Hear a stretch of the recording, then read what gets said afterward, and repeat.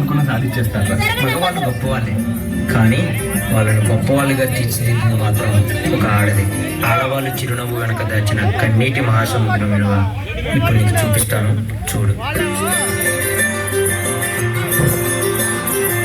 మగువా మగువా లోకానికి తెలుసా నీ విలువా, మగువా మగువా నీ సహనానికి సరిహద్దులు కలవా, అటు ఇటు అన్నింటా నువ్వే జగమంతా పరుగులు తీస్తావు ఇంట బయట. వర్ష టీ తీసుకురామ్మా. తెస్తున్నాను మావయ్య. అమ్మ వర్ష, వర్షం పడుతుంది, పైకి వెళ్ళి బట్టలు తీసుకురాపో. అనుపని రంగంతా వర్ష ఇంకెంతసేపు వెయిట్ చేయాలి? త్వరగా నా బ్యాగ్ తీసుకొని రా, ఆఫీస్ కి లేట్ అవుతుంది. వస్తున్నానండి. అమ్మా వెలుగులు పూస్తావు వెళ్ళేదారంతా. రోజు నీ వల్లే నాకు లేట్ అవుతుంది.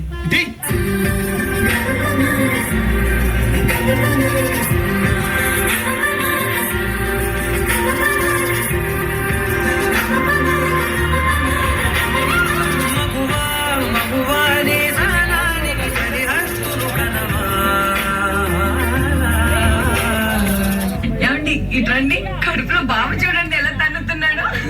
అదేంటి నాన్న, కడుపులో తమ్ముడు తంతున్నా అమ్మ అంత సంతోషపడుతుంది? అది నొప్పి కాదు నాన్న, నొప్పని మనం అనుకుంటున్నాం, నీ తమ్ముడి ప్రేమ అని అమ్మ అనుకుంటుంది.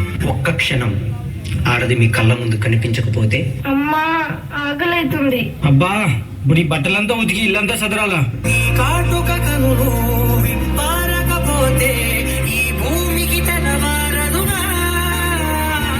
ఆ ఒక్క క్షణం ఆడవాళ్ళ విలువ తెలుస్తుంది.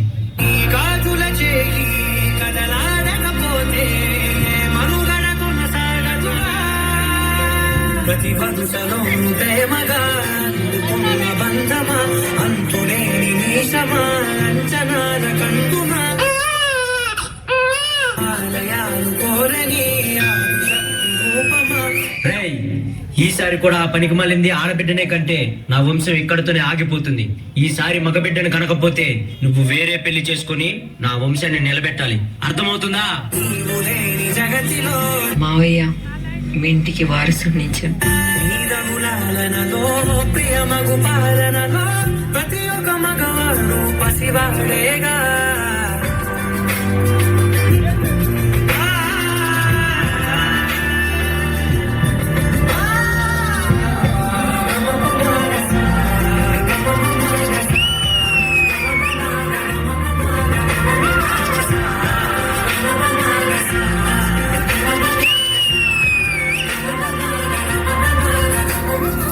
స్త్రీ తను మరో జన్మ ఎత్తి మనకు జన్మనిస్తుంది.